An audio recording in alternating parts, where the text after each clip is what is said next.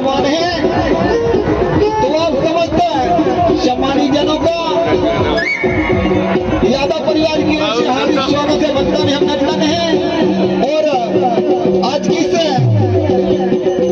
शादी समारोह में इन मैडमों का आनंद लेते हुए एवं आप लोगों के बीच में सेवा देती है मुरलिया वाले की जय हो।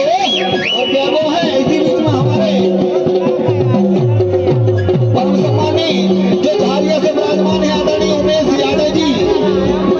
आपकी ओर से 21 रुपए का आशीर्वाद मालिक जी, हम आपके आशीर्वाद की कामना करते हैं। मुरलिया वाले आपके भंडार को हमेशा भरे रखे। और क्या वो है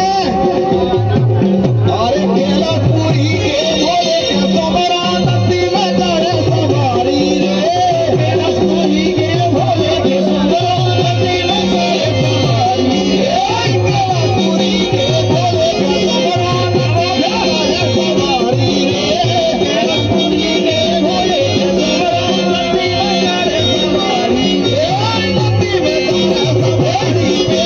नदी में जाए सवारी रे, नदी में जाए सवारी रे,